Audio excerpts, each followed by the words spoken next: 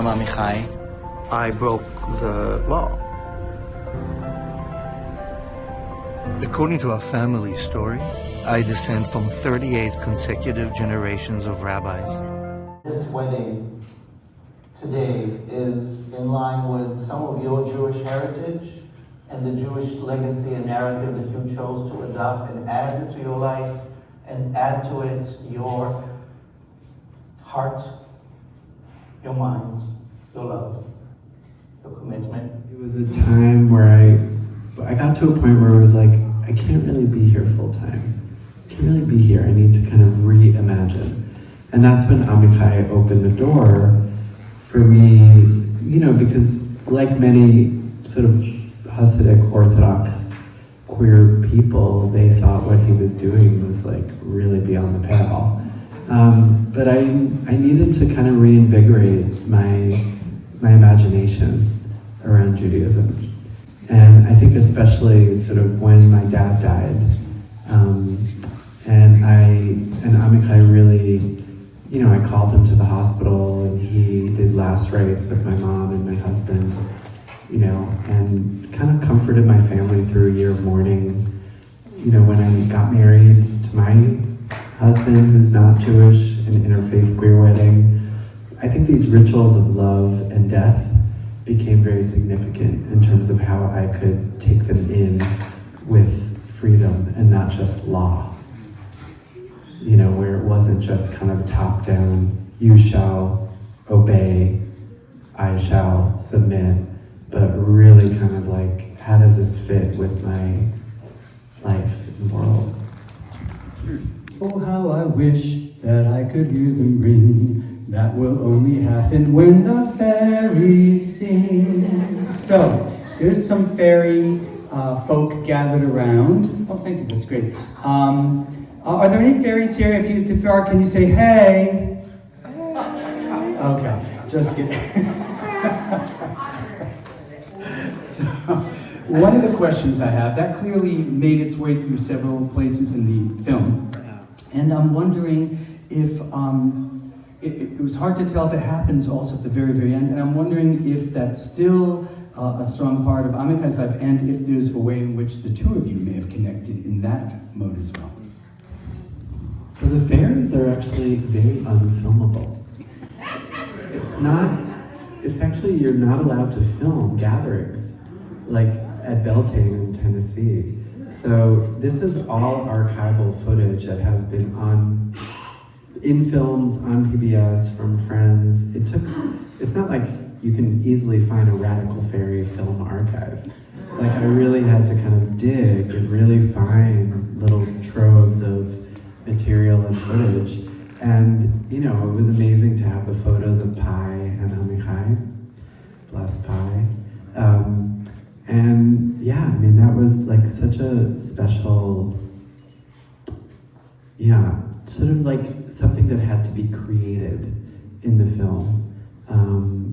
And I went to the Radical Faerie gathering with my husband and Shira and Amichai together, and had a very profound experience with the maypole, and just kind of being in fairy space. Amichai actually really helped co-found the Israeli Radical Faeries. And if you think about masculinity in Israel, this is really a challenge, to that dominant narrative. So I think that was, Amichai's definitely traversing a fairy world currently. And I do love that moment where he tells his kid that he's a fairy. You know I'm a fairy, right? I mean, Be honest. I know, that was such a great, I love that movie. The intergenerational. But Amichai's youngest now identifies as non-binary. And there was, with all the attacks from this administration on trans people, this kid went to a rally in Union Square in New York for trans rights, and Amichai said, because the kids are now 18, 16, and 14. Yeah. So Amichai said, I got you. And the kid looked at their dad and was like, I got you. Like, they're definitely teenagers now. I got you, babe. This is my second time seeing the film, and each time I am so moved by Benny's coming around, by the brother. Yeah. And I'm wondering if you can share, I mean, even now I feel it for Clem saying it, and I'm wondering if you can share a little bit about that, and also maybe the film itself, the impact on the family. So we did a premiere in Jerusalem. Oh my gosh, oh thank you. I forgot, we are, Paul is going to pass around Sabbath Queen mailing lists. So I send out emails about where the film is going, and so you can always pass it on to people in different cities, because we're really on the road. I'm coming back to the Bay Area this summer. We're opening theaters in Chicago and Philadelphia and Toronto, and I just came from Vancouver. I'm on my way to Winnipeg and Edmonton and Berlin with Amichai and DC. So yeah, definitely would love to keep in touch. So yeah, we screened it in Jerusalem and Tel Aviv during Hanukkah. And that was obviously very meaningful. And Amichai was a little nervous, taking this to Israel at this time. So, I waited 13 years to ask Benny to be in the film. And when he came to the graduation, to the seminary, it was like an opening. And it was really major that he did that. And so then I asked him, he said yes, and I flew to Israel and filmed a 2-hour interview. That's all it was. But we built it like an arc, from rejection to acceptance. And so at this screening, Benny showed up in Jerusalem at the premiere. And he didn't just show up, but he did the Q&A on stage with us. And it was so moving. I basically bawled the whole time. I think Amichai was kind of disassociated and in shock. But it was very poignant, and Amichai's Orthodox nephews, nieces, cousins, moms, siblings all came to see the movie. And they did a family meeting a month later to really process as a family what the past 30 years has been. Amichai coming out as gay, Amichai becoming a drag queen, Amichai leaving Orthodoxy, Amichai leaving Israel. This family really processed it. And it is kind of amazing because Benny's daughter, Orly, just announced that she's going to become a rabbi. And she, it's so beautiful.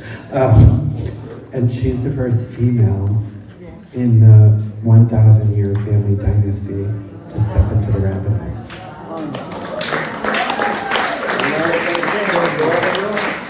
So, that's shift.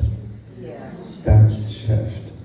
And, and we balance the shift because there is open doors with the push-pull. Because when Benny left that synagogue, they kicked that rabbinate out, So there's advancement, and then there's pushback.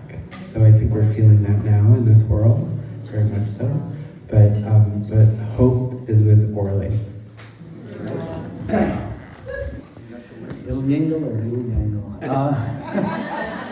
I have one last one, and then we're going to open up for some questions. You can see there's some food happening here too. My last question for you, I have 1,000, but my last one for you is, obviously it's a long movie, and you also spent many years in the making and following him. Is there anything that had to get left out? Any little secrets behind the scene? Anything that you wish you could have put in, but you couldn't?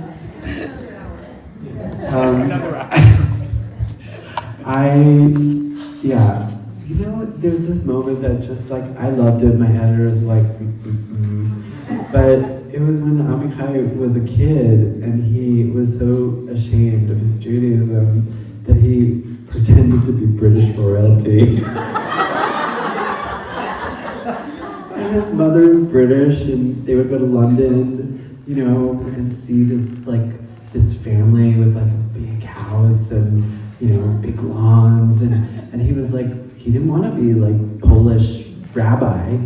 He wanted to be glamour, royal family.